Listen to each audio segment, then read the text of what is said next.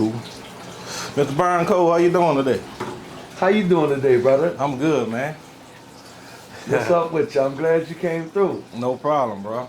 I've been seeing you on Instagram, man. I said, Jeter, man, plug me in with him, bro. Jeter shot me your number, and shout out to Jeter for that. First thing I gotta say is shout out to GDP. You know, it's gonna take a village, and it's enlightening for me to see younger brothers that's trying to walk in the same light I'm walking in terms of helping others. So he put us both on. Respect that. And see, man, I've been watching you on Instagram. It look like you ain't afraid to speak your mind on certain stuff. Like, you don't be worried about nobody, like, you know, questioning you about the way you speak your mind on certain topics. Well, you know, for me, brother, so, you know, if you go look at one of my threads yesterday, Juana Villavaso, she put on there, when I met you, you was shy. I was younger. You feel me? We all grow and evolve into what we are. But what people are mistaken from me is that, and misconstruing with me, is that what they see in me now is a passion driven by understanding what's going on socially for black people in America, because my mother was the first black woman to be president of the NAACP in the United States and was an original Black Panther. Okay. So I always knew what the real play was, right? And I kept waiting for it to get better and waiting for it to get better because mama and her friends was working. And then I got bigger and started working with my friends, and we kept trying to make it get better. And I started realizing things that, you know, racism is an ugly absolute that is a European construct that they don't need us to disrupt. And we need to be more passionate in our movement to be taken seriously regarding what I'm relaying. Yes, sir. And so some people say, oh, he mean, he mad all the time. But really, I'm not, right? It's your personality. Yeah, man, it's not my personality. When you catch me on there, I'm at work, bro. They messed up when they gave the talented 10 the power to speak to the world. Because everybody black on Instagram and on Facebook and social media, we ain't all popping and, you know, dancing and jigging. Some of us are talking real things. And I don't got nothing against dancing and jigging. I'm just saying, that's not what I'm on. Yes, sir. You know, I use this platform for what I need to. If I can talk to the world, why I'm gonna say some dumb shit? Why I'm gonna say something that has no meaning? And then, when you got as many followers as I do, you know, you never know who's watching. I've come to grow to figure out that there's a host of 15 to 20-year-old black males watching me. And they say, well, B, what are you showing them? I'm showing them that a black man got to stand up on principle, moral, and value, and can survive when he ain't double dipping and faking who he is and really upright and right and trying to be righteous. You feel me? And so, yeah, I be on there cutting up. Yeah, man, I think that's more like what New Orleans needs, like you said. You saying some positive stuff, you really could get on there and do stupid stuff and really go viral, you see what I'm saying? But you really like on some positive, letting people know, like, hey, look, this right here what it really is, you know? You putting the laws down, you telling people the laws, you telling people this, that, and other. Positive stuff, though. You ain't wrong here. Let me ask you this. Why wouldn't any black man from Southeast Louisiana be as boisterous, as vigilant as I'm being, when we know that they so cold? This what they did. When Lincoln came with the Emancipation Proclamation, President Lincoln, the next day they changed Angola Plantation to Angola State Penitentiary because of the wording of the law. You couldn't have a slave unless they were a ward of the state. Yeah. See what I'm saying? That's what happened with the Emancipation Proclamation. That banned owning a slave, made it contraband, like having crack in your pocket, okay? And so when that happened, they just start accusing black men of everything to justify having them on the plantation. I got you. New Orleans Police Department was the first in the South fourth in the nation. And literally, all they did was change the slave patrol and gave them badges. These are facts I learned at the University of Holy Cross. College, university. It's not opinion. And so, the Dixiecrats, that's who we dealing with. You know? And why wouldn't people be mad if they just really understand that they come get your brother, put him in a penitentiary, make him work, and then you go buy the product from McDonald's. Free labor. Free labor. Which is how America was so great in the first place. But when free labor got disbanded, they had to figure out a new way to do it. And Louisiana leads the world in innovating this new source of labor. But all right, answer the question. Like you brought up in That's Angola. why I'm hot. Yeah. How many people you think, like, all right, say 5,000 people in Angola. How many people out of that 5,000 you think really innocent? Because you already know once you go to jail, you got to prove to them you innocent. Let me tell you something. What I think. Okay. Really, what I think. What I know is that the FBI, in its annual crime statistics report, they report that up to 35% of them dudes just in jail because they ain't have money for a lawyer. Just Thanks. period. They could be, in fact, innocent. And be honest, that can happen to me and you. We could walk out the street. Yeah. Hey, man, you did this. Yeah. I ain't do nothing. Well, let me trip your head out, though. And that's part of what my campaign has been. Yeah, you gonna believe me because I'm a 53-year-old black man and my credibility is impeccable and I've done great things in this world. You're gonna give me the same respect you give a white man. You feel me? But let me tell you why I say what I think. I said what I think because America's supposed to work one way. In the court, in America, what the white man do don't matter. It's what the court can prove without a reasonable doubt. And that's what I want for my people. Because most of the white people go to court and get out free. They not innocent.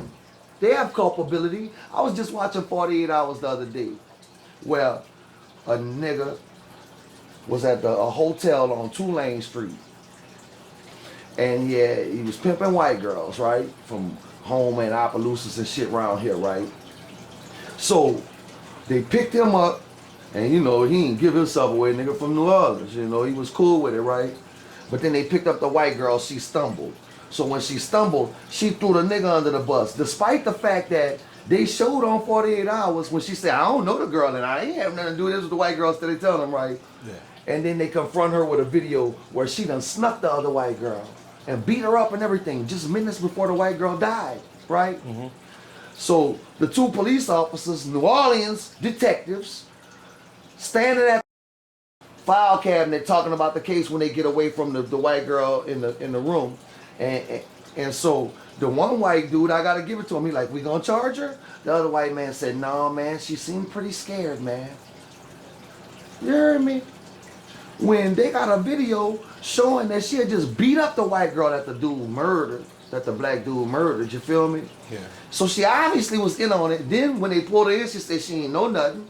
That's culpability. That's when me and you would have caught that case. Yeah. Had I been with you and knew, you understand? They drag them all out when they black, and they slip through the cracks when they white. So I want one set of rules. You feel me? Yeah. And then when we get the one set of rules, then America will have to decide if they're gonna do that with some morality involved, instead of just, you know, making it where black people support the prison base because we don't get no benefit of the doubt and we can never seem to get a reasonable doubt. You know what I'm saying? Yes, sir. Like they got a case like that in Baton Rouge. The white guy, he killed the homeless black dude. The dude was asking for money, and the white dude walked into the black dude, told him, "Hey, don't ask the white woman for some money." They exchanged words. The white dude killed the black homeless guy. He only got probation out the deal. So, brother, I can regurgitate every case that done happened from. We'll kick this off for us to get woke. Trayvon. okay. I was in Sanford. You heard me? The day that the police finally decided they was gonna press charges on Zimmerman, you know who led that march? Wait, you? Me. Okay. Got video proof and everything. I'm on InfoWars that day. I was on every channel in Orlando, but you can't Google that now because I'm a real abolitionist. You feel me? Yeah. They dismiss our work and they hurry up and block it where people can't find it. But that's the real truth. And I got witnesses, Intozaki Okoli, Paul Bagsby, people who I brought there with me. When I got there, they had an old black preacher and some college students. The college students was sitting down like they was in kindergarten doing what they was supposed to do the right way. And the black preacher was singing Kumbaya. And I had to hug him and tell him I love you, but I'm about to cut up. It's no disrespect to you. And no, don't do that. And where you from? And you know. But if you go read the Birmingham letter from Dr. King when he was in jail, he talked about how them preachers say, you don't got no business here. What you don't even live in Birmingham. What you doing here? And Dr. King said, man, wherever my people are being mistreated and I could be in the same position or my children, that's my business. Yeah. You know? So man, look, what I'm saying in a nutshell is that our etiquettes have stifled us. People think what I do is magic. People thought what my mama did was magic. But really, it's a strict discipline and obedience to understanding exactly what's going on around me, the elements, and how they're affecting me. Meaning, I sit in court and watch people, I watch their cases, and I can see clearly, in Orleans Parish, I can see clearly 70% of the time that the client does not understand exactly what they're saying to him, the ramifications of it. You know, they're not fully grasping what they're being ushered into. And so they're sitting there taking it calmly, when if they understood what was really happening, if it was as real as fire coming on around us right now and we had to move, Yeah. that's how really be, and they don't get it. It's realer than that, actually. And so, you know, I'm misunderstood for my passions, and I don't care. And I'm not going back. That's you though. And it's because it's fueled by my understanding that I am every dude in Angola. I am every dude in Hunts that's innocent. I'm them. Because every day I leave my house with a legal weapon that I never pull on anyone, and I just have it so that I can make sure I make it home in the worst of times, right? And that's where Cardell Hayes was. He was coming from a family function where there was love and alcohol, where he had no drinks. You heard me? Will Smith had coca, alcohol in his system, was way above the limit, drove into a man's vehicle and fled. All right, you brought that up. You led to my next question. Cardell Hayes, I see you got the shirt. Appeal law. How did you get attached to that case to start off with? My mama was a giant, Okay. a real giant. She was one of only 3 women to ever be made a lifer by the lifers in Angola, from getting so many of them out that was in there falsely. Mm-hmm. She got banned for doing that. When she died, she couldn't even go to Angola anymore. So one day, 2 people that knew Bell called me and said, bro, we want you to come get this case. See if you can help us. At that time, I was young in the game regarding doing it without my mama. See, my whole life, when one of my friends got messed over and we knew it was wrong, I just said, Mama, come here. And she walked us through, and every time she did that, I learned how to handle that type of case. You Yeah. feel me? All right? So when I saw, so it had Bear just would have had to defend himself against a famous man, I would have took that case and I would have helped him, right? And still had my mama for cheat sheets. But when I saw that it was involving the NFL and the cop that killed his father. And when I saw that Pierre Thomas was in the car, and when I researched who Hernandez was, I was like, man, this case way too big for me. I said, look, I'm gonna help y'all, but I'm gonna just work for my mama. I'm gonna see if my mama will take this case, right? So I brought all the information that I had at that point to mama, and the two dudes was with me, and we talked to mama, and mama told them, let me sleep on it. Let me sit back and look at what we got here, and then I'll let you know. That was like on a Tuesday. Friday, my mama was in front of the courthouse with a picket sign. That was her answer. So my mama was working this case effectively.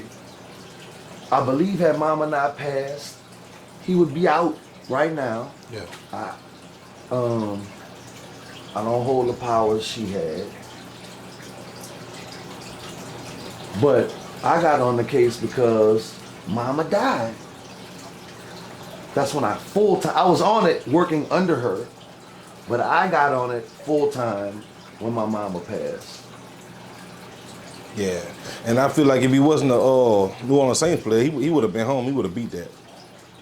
Cause like all right, Pierre Thomas and what the other guy was in the car. They got out the car and left. What y'all took from the scene when y'all left? Y'all just left Pierre and come Thomas said he ran over 2 blocks away to vomit. Does that? You on a street, right? You turn and you lean on the building and you vomit, right? Yeah. So let me tell you, Hernandez is the one though that we couldn't discuss in this last trial and all that. He had tattooed tears on his eye, gang affiliated, to the point where when I start calling Cali, because I got people out there, right, to figure out, everybody knew him. And then one of my brothers that really love me said, B, I know you real and I know you ain't tripping, but you watch who you ask about this dude. That's how affiliated he is with the Latinos out there, you feel me? Yeah. So, he in the party with Will Smith. He the coke man. He the coke man. That's what my people in Cali say. He got the packs. Big packs. You feel me? Yeah. So Will Smith riding with Pierre Thomas, the coke man. You heard me? Pierre Thomas jump out the car, runs 2 blocks away to vomit. Allegedly. All right?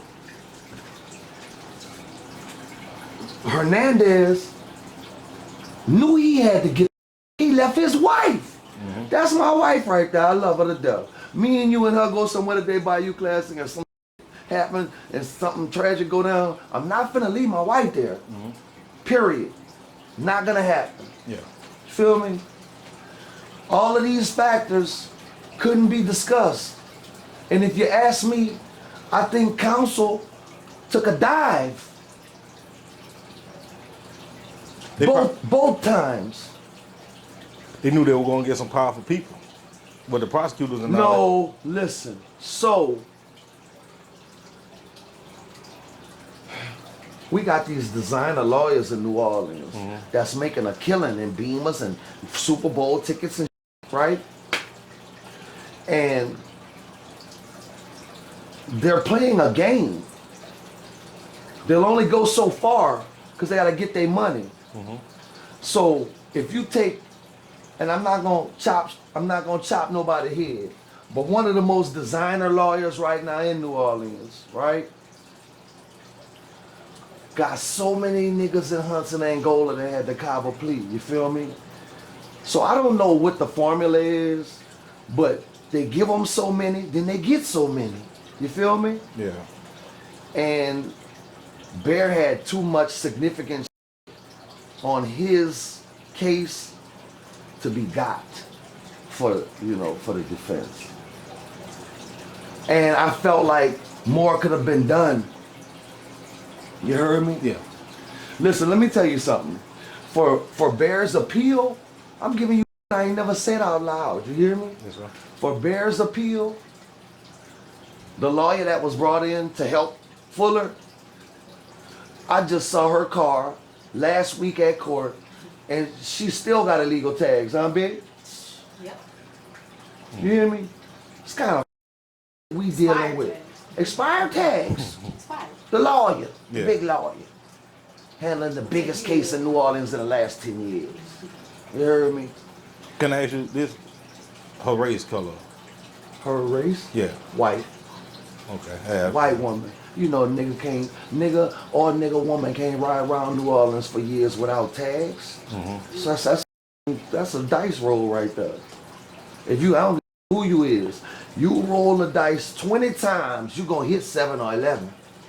One of them times. Yeah. And if that ain't a big enough number for you, let's go 50 times. You roll the dice 50 times, you gonna hit a 7 or 11 once? All right. So, if white women get to ride around New Orleans with tags that been expired for 2 years. You heard me? And say they upholding the law and on the right side while they get paid and watch go to the penitentiary for decades. It's a lot of contradictions. The whole city that's involved in this is attacking me right this minute. Yeah. I'm going through a lot of things that they won't prevail. But if the people understood that these same niggas that we can't get to vote on to make us better is all came together to attack me for telling the truth, then we start to see a change in how we being addressed. And all that's coming right now.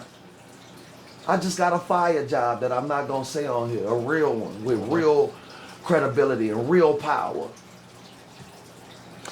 I think it's gonna work out in the long run though. I believe it will. Oh yeah, because of people like you and me, Yeah. my wife, people who committed, most definitely. And another thing I seen about you, you were running for mayor. Yeah, That was the first time. yeah. So this right here, That's all your points, though. Uh huh. yeah, look, just so people know, this ain't never about no cloud or no with me. These real subpoenas for me and my wife. Yeah. 2 different courts. Subpoena. Subpoenas, yeah. Yeah.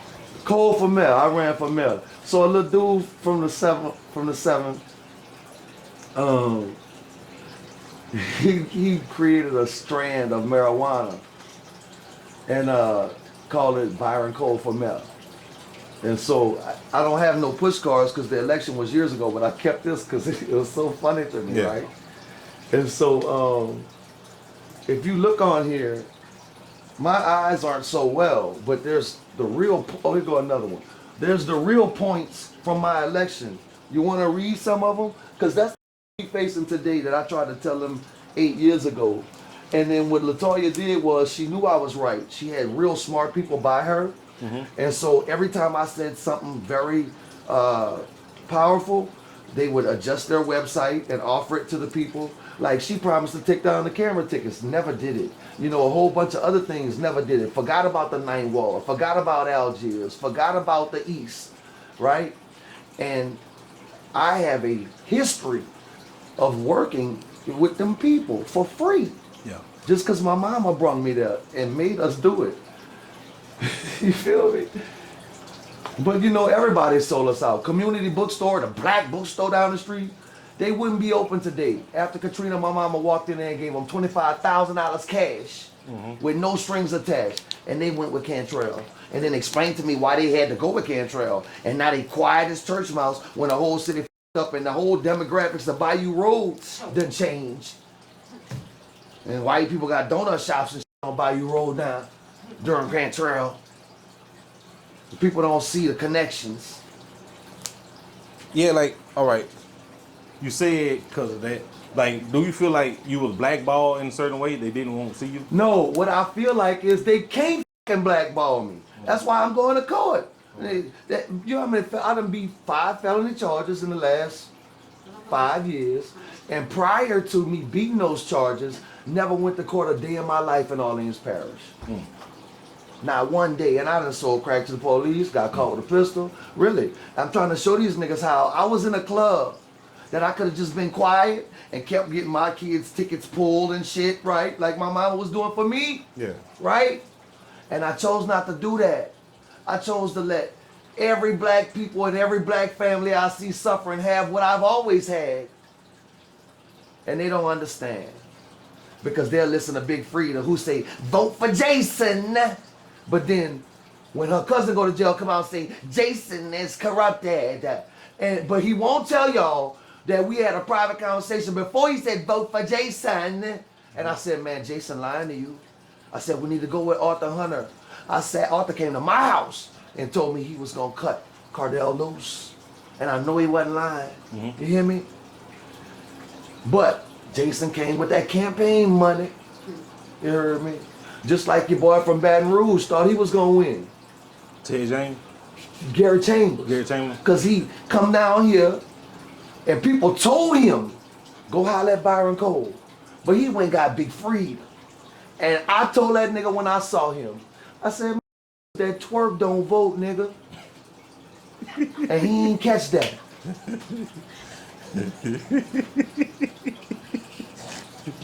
Oh boy. Well, you tell the truth though. I know. Man, my mama, and they'll tell you, the same people that didn't vote for her will tell you that she was the coolest thing to come through here, female, in a long time, right? Mm-hmm. But they still ain't vote for her. Even though she got their uncle out of Angola, she got their son out of OPP. But what they don't understand is my passion stems from the fact that while my mom was running behind your brother at Central Lockup, me and my brother was making our own dinner, washing our own clothes, and then having to hear, "But I need you to be focused, man. I need you to really handle your business because mama can't be here. And I need you to be responsible." A nigga had to be grown before I was 10. That's where my passion comes from having to go to the sacred tree on Sundays when you niggas who now control the tree and got all that shit to say about the tree and about Armstrong Park didn't even know that history. And me and my brother be sitting there crying, "Mama, why we gotta do this?" Does one question my passion? Yo, man, that's where I'm really at. You know what I'm saying? Yeah. All right, so when you look at most of the violence in New Orleans, right now what's going on, what you think like leading cause of that? And what you think could be done? The leading cause of all the violence right now in New Orleans, because it's not the traditional violence, it's an overflux of prescription medication.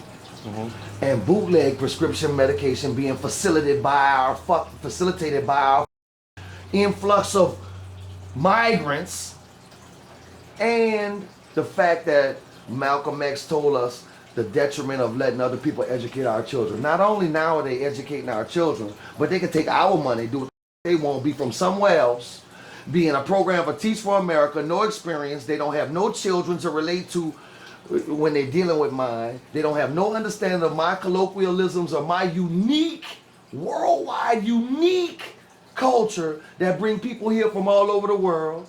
New Orleans Inc. that controls our culture and sends all of our billions of dollars that come here to the businesses they want to send them to that are all white, and some of them ain't from here, and the ones that's from here, they ain't from here, they from Metairie. That's the violence. They tell us 68% unemployment for black males in New Orleans. When we see meth addicts come here from Missouri and Alabama with brown teeth and get jobs. But the real catalyst of all that is your overseer Stevenson nigga. You seen Django? Yeah. How that nigga was on Django? Oliver Thomas, Eugene Green, J.P. Morrell, all them motherfuckers are overseers. JP just stopped. I stopped answering my calls when I asked him, how the f you supporting Fox Rich for a district dominated by New Orleans and that New Orleans is always controlled? How the f you doing that? See, Byron gonna say the right that's gonna make people understand what's really happening out here. Understand. And you know what's even funnier about that? I was willing to f with Gary Chambers, even though my mama told me all my life, we don't never give up that seat to Baton Rouge. Because if we give up that seat to Baton Rouge, we lose all our power in New Orleans. Mm-hmm. That particular seat that he ran for, Chambers, right? Yeah. But I didn't see nothing in there I could deal with. I wasn't going with Troy, who I told y'all was dirty from the jump. I sure couldn't go with the chick because she fucked up the schools. All right?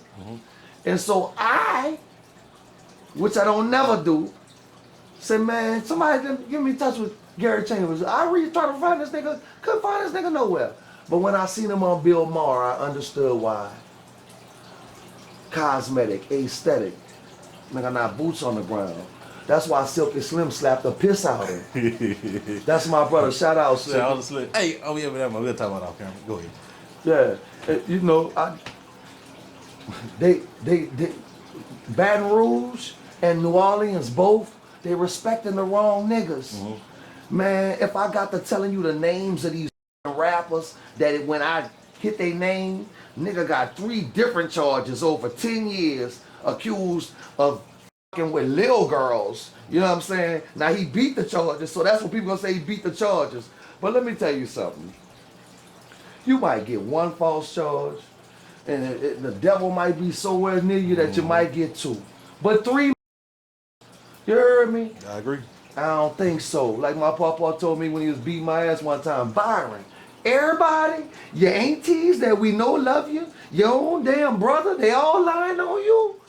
That's what my papa had to tell me to make me stop doing dumb shit like that. He said, your brother, I seen him last week fighting somebody for you. He lying on you?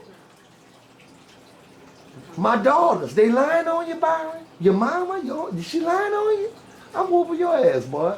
And he said, it ain't even for what you did. It's for you being that damn stupid. Yeah. To not know when you better understand what's happening around you, boy. Yeah. You know? Gotta take accountability. Everything I do is organic. You know, people critique me because I knew you was coming 2 weeks ago and I still didn't get dressed up. All that. I don't got time for none of that. But everything I do is real. You know, and not only is everything I do real, I think what I really wanted to stress was I'm all right. I'm okay, you know, with me in all my circumstances. And the ones that, you know, need improvement on, I work on daily. Look, one of the things, me and you, remember the first time we was on the phone, we talking about you don't like the fact that people compare New Orleans and Baton Rouge together?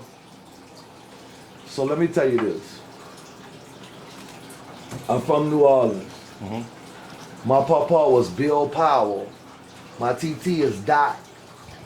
My Uncle Marvin was a crackhead. So a lot of people know us on South 15th Street, right across the street from the school. Off of government, government. They tore the school down. It's a Head Start or something now, right? And so, Frog, Drac, you know,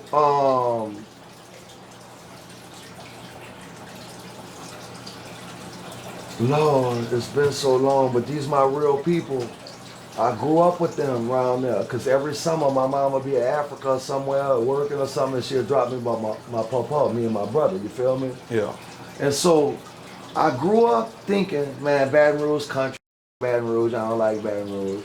Because when I went up there, a lot of dudes just had issues with me because I was from New Orleans. All the fights I had around there, I wasn't bothering nobody or nothing. I just started talking and said, man, you from New Orleans? I said, yeah. The next thing I know, I was in a scuffle, right? And that shit continued all the way up till I was 30-something. You know, I'd have had to catch the street in Baton Rouge.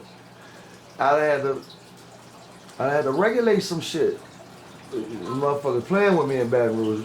Despite the fact that people from around there was saying, wait, man, y'all don't understand. Dude not from here, but he been coming here his whole life. Just we know him, like, right?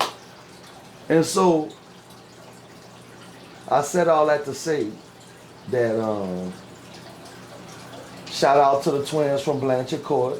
One of them, I think, one of them dead, one of them in jail. Shout out to Boosie. Shout out to Brent. It's hard to remember some of their names, but what I realized was Southeast Louisiana ain't to be with. All that I thought when I was little about, man, Baton Rouge and all that, right? That's I had to learn for real that and being on the corner by Douglas Stowe, you know, it's just like being in a night ward on, you know what I'm saying, on Congress. You feel me? It's the same thing. Yeah. You gotta watch everything and make sure you understanding what the going on around you. So when I started to realize that, I thought to myself, damn, if we could take, because it don't take, we so raw. Southeast Louisiana niggas so raw, right? That it don't take all of us, man. If we just had 1,000 of us, 500 from Baton Rouge, 500 from New Orleans, that would all come together on real, we win every time. And I'm gonna be honest, like Katrina really brought like, all right, when Katrina first came to Baton Rouge, it was like a little, you know, back and forth between Baton Rouge and New Orleans out there. But like I think over time, people like, man, people from New Orleans really cool. But And man, that's let me why- tell you something. That ain't just start with Katrina. Nigga, I bought a house in Baton Rouge because I wanted to be around my family. And really, my uncle Marvin, I told you he was on dope. He needed somewhere to stay, right? Yeah. I bought the house from Miss Bell, start fixing up the house. If the niggas, the same niggas I was with just being nice to around my house, I be they ain't breaking my house and then was sitting on my porch when I got back. Nigga didn't even run or nothing. You hear me? Yeah, that shit ain't just start, man. You know, there's some niggas that I really respect and be you know, I had to see that you know, I had to make the correlations in my head that, wait a minute, y'all come up on the same plantation as we did, as brutal as we did, but just something worse for y'all, because see, we was New Orleans and we was majority black and we was running for a little while. Yeah. Y'all ain't had that till recently. You feel me? And so, you know, the whip was a little bit stronger in Baton Rouge. And so when I realized that, damn, you know, what could we do if we just, you know, it really, I was with Skip, Chicken and Watermelon, Yeah.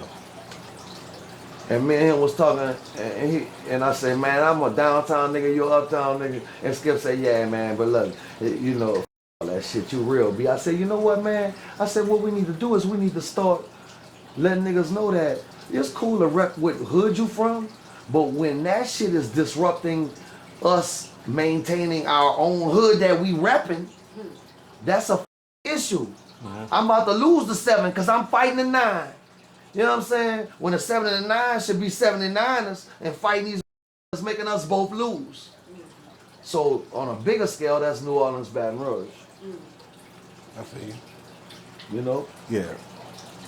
So look, all right, with the new governor in office, he came up with some laws, you know, with the no parole and all that. How you think that's gonna affect like black people in general in the long run? Oh, you can't edit this part, all right? I You got gotta you. play this whole part straight through. You gotta promise me this. I promise. Because people gonna take a piece if you let them take a piece. Unfortunately, it's the best thing ever happened to us. Oh, yeah? And Trump with the taking the food stamps and all that, all that's gonna be the best thing ever happened to us. I on my mama deathbed, I said, Mom, I'm gonna keep going, but they don't look like they don't look like they understand it. She said, baby, the conditions gonna bring them to you. Don't worry about that. Just keep going forward. And so when she said that to me, I started crying because I said, man, if it take these niggas so long to figure out what they doing, that I'll be dead, man. I have to explain to my son what he gotta do. You feel me? But they got so bold so quick that I think, oh, I might see this. I might see this, my nigga, and I'm gonna see it. You feel me? Yeah. I know I'm really gonna see it. And so people ask me what my end game is all the time when I've been telling them from day one, the day I met them. When I meet a nigga like me and you, we on business right now. I see we gonna be cool. But when we turn the camera up and start talking about who we know together and shit, right? The first thing I'm gonna tell you is I don't need no friends. If you don't wanna be my brother, don't f with me. I feel you. I'll give you that option. And that means be transparent about me with everything that involves me and be a stand-up nigga because you are who you rock with. I ain't gonna ask you for You know what I'm saying? Act like they don't get me, but I'm old school New Orleans raised. The niggas that raised me, my Uncle Robert, my daddy, my uncles, my parent, all real niggas. Wasn't no secret life about nothing, and wasn't no playing like they was handling their business or stunting and repping. They came home with that check. Every you feel me? Yeah. Real shit. And wasn't no neutrality when, you know, let me tell you something you made me want to say just now to end this part. Niggas now got this new safe neutrality where they can see something up, but they know both the people and they ain't gonna say nothing. That's whole shit. If you and me get tight and my brother that's downstairs borrow $10 from you and I walk outside and you and him scuffling because he ain't want to give you your $10, I'm gonna help you jump him and you he ain't out. You heard me? Yeah. Because man, that whole shit. You wasn't disrespecting that man when you needed them Pampers, bitch, when your old lady wouldn't open the door because you couldn't handle your business. Yeah. Yeah, quit playing. We need to go back to rules, structure. And these young niggas trying to make the rules, but they don't know the game. And some of them respect it, and some of them don't. The ones that respect it, they growing in numbers. We get in the army. The ones that don't, gonna have to see my brothers that's growing that respect it, because that's what they're gonna ride with it or collide with it. We about to tell a young nigga who don't know what to do how to move. Only because you've proven you don't know what to do and live harmoniously with the rest of us. We're going to tell y'all what to do. And we're going to give you something to look forward to. And it ain't punitive with us. We're going to love on them and hug them and get them right unless they just incorrigible and flagrant. And then they get taxed. Old school. I feel it. Really? That's what I want to see. That's where we at. But you think it'll be a day like all black people stick together no matter what it is? Or too far? No. You don't see all white people don't stick together. Yeah. Do you see Japan for China? Ain't they all Asian? We need to stop over emphasizing black on black shit, period. We need to stop overemphasizing that. If you look at the annual statistics, white people kill each other at 23 point something percent, and black people kill each other at 24 point something percent. You don't get a drop till you get to Asians. You feel me? Mexicans right under whites. Yeah, people don't believe that about the Mexicans, but the Mexicans do. Yeah, people out Mexicans right under whites. Yeah. I Google that shit every year so I can know what the I'm talking about. Mexican kill Mexican. Russia versus Ukraine. That's white on white crime, nigga. You don't hear them saying nothing about that. You hear me? If you want to know the truth, Israel versus Gaza is white on black crime. And only the true Muslim Palestinian know he black. No fucking such thing as Arab. I feel you. So, Mr. Caucasoid, Mongoloid, Negroid. It's biology we talking. There's only 3 classifications of living humans. Where the motherfucker fall at? Where the Arab fall? Where the Indian fall? Where the Hispanic fall? They all niggas. Yeah. Proven with science. It ain't just my opinion. So will we all get all niggas together? Hell no. Because white man tell a Mexican he better than us.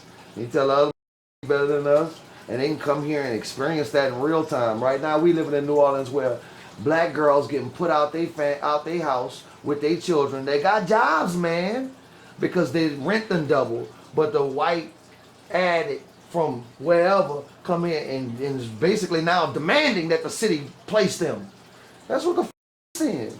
Under your black female mayor, under your black vice president city council JP, and the people who are most affected come out the wards that Leslie Harris represents, supposed to be black, Eugene Green represents, supposed to be black, and Oliver Thomas represents, supposed to be black. All right, you brought something up right quick. Like, no Katrina came, like all up night wall uptown and all that. You think it possibly could have been like they blew the levees to get the black people from over there to move? You know? Possibly. Yeah. Man, listen, Google on your phone right now. Mama Diane French Cole, Dyan Okay. French Cole, Cole, testifies before Congress. So my mama was a political figure. And, you know, political figures, shit, I ain't even a political figure, and there's a lot of talk about what we say and how we move, right? Yeah. So when the whole world was saying that the levees didn't blow, but my mama kept telling me they did blow because she heard it from right here, right? I was like, dang, I know my mama wouldn't lie to me, right? Yeah. But you know how I know for a fact the levees were blown?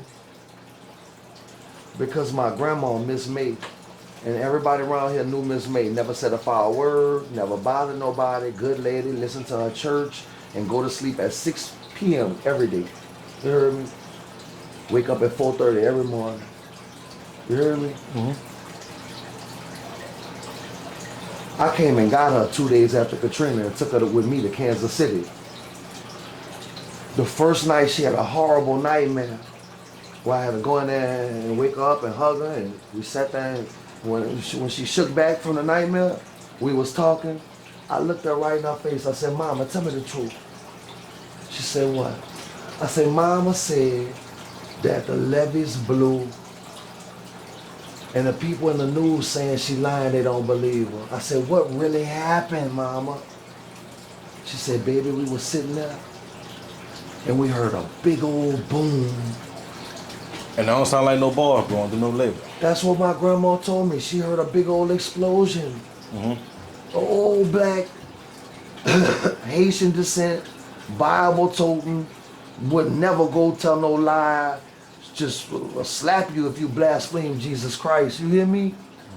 I'm telling you the truth. She said, we heard a big old boom. I said, like an explosion? She said, Byron, I never heard such a noise. You heard me? That's when I knew for a fact they blew up the fucking levee. But see, niggas are so ignorant that they won't research. New Orleans and its officials admitted on the press, it's in the documents right now that they can just Google now. See, that's another thing why I don't respect the young generation. We had to go read books. You can Google and still give out misinformation. They admitted they blew up the levee in 1960-something for Bessie. They admitted it. Yeah. They admitted they blew it up to protect downtown in the French Quarter District. That's what they admitted. You hear me? They did the same thing again this time. When I saw Time Magazine's story about Katrina, and I saw the white people sitting on their porches, drinking wine and smoking cigarettes, that was the biggest slap in the face to me.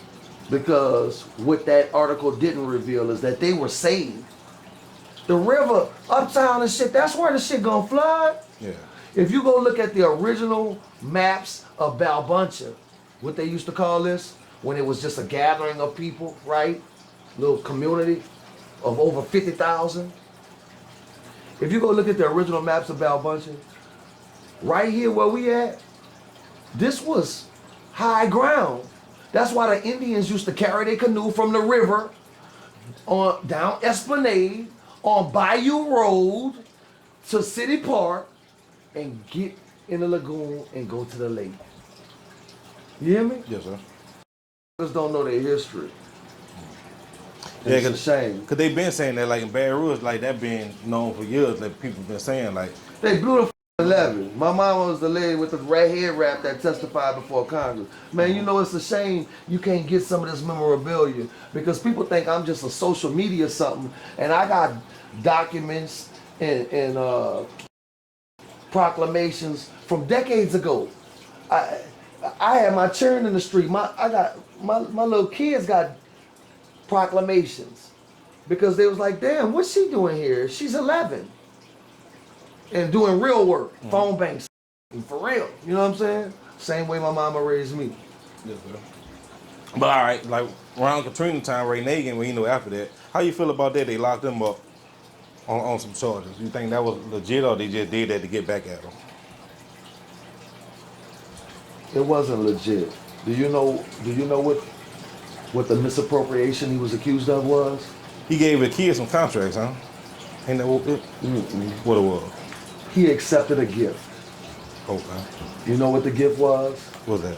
$8,000 worth of rocks from a company that sells rocks. Like you put in your yard, little rocks and pavers and shit like that.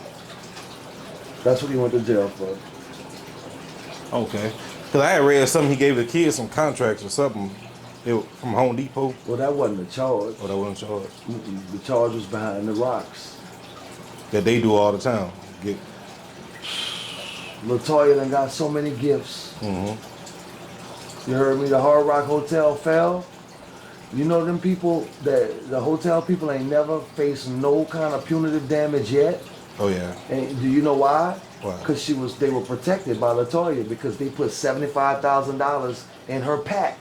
That money she using now to give away to people who won't say nothing bad about her, to book the people, you know, that she's using to keep some kind of popularity.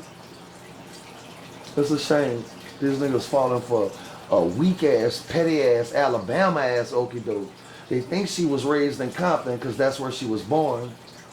But she was raised in rural Alabama. Every time she, you could see all the hillbilly in her. You heard me? And these niggas swear, they got the swag and all this shit. These motherfuckers off. They off. See, I think, to be honest, what I'm thinking, they playing in the face right now, but I think when she got an office, the feds or something might try to, you know, cause ain't no Mike Trotter. She's definitely gonna face charges. Yeah, I think she know that. That's why she cutting up. She part of. Listen, when I went to jail for these charges I'm facing now, 5 minutes before I went in the place, LaToya Cantrell came walk right past me, and two of the dudes who was beating up me and my wife was with her. Two of the police or detail or whatever the fuck they call them was with her. She's a part of the, you know, the reason she knows she going down. So she trying to take everything with her. That she know she on some Genghis Khan. Yeah. But she gonna see Genghis for real. She gonna see Shaka. That's what she gonna see with me. All right, so Mr. Byron Cole, man, what next for you, man? What you got coming up? What you gonna? I'm gonna make a push for city council. Okay. One of the districts. And I'm gonna try to get my people to see that elections can't be about money or popularity. They gotta be by merit. The people who you've seen that are adept to do the work, have the wherewithal and motivation, you know, to get up and make it happen. And then you reward them with the pay for doing it. You know, and so I'm not gonna be like these other candidates. We're putting up signs so people will get to know me. My city know me. Yeah. If they don't choose me, I'll move on. If they do choose me, we taking New Orleans back. Because I know who I'm voting for mayor already. I can't say it on here, but he a real one. From the project, but he done moved his way up. Real cat. And if I get in and he get in, that's enough right there to start some shit. Yeah, somebody to back you. Already. You gonna put the wieners in your gumbo? Man, listen. I ain't from Baton Rouge. Oh no, we don't do it. I know that's what I was about to say, but I was gonna say I know even y'all don't do that. When you come in with that weenie and the gumbo shit, them transplants. Yeah. I seen them was on the internet the other day, a day or so before Thanksgiving, talking about gumbo season. Which gumbo do you prefer? Chicken gumbo, which I've heard of. Seafood gumbo, which I've heard of. Or duck gumbo. I'm making the duck. That's what they said. I said, where you from? They got duck gumbo in Baton Rouge. I ain't never ate it though, but I heard it, people say it's good. We ain't never had duck gumbo here. We don't want that in New Orleans, no offense. Yeah. And when my people come down here to visit me and ask me, man, I heard, if they ever say I heard of duck gumbo, can I get that?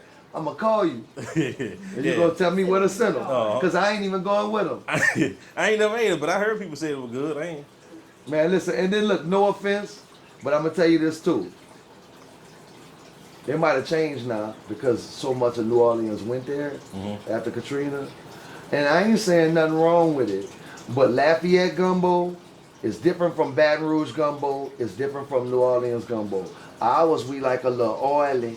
Yeah. You know what I'm saying? Y'all don't do that like we do. And then Lafayette should be a different color. You know, and all of them good. I've had them all, but they all different.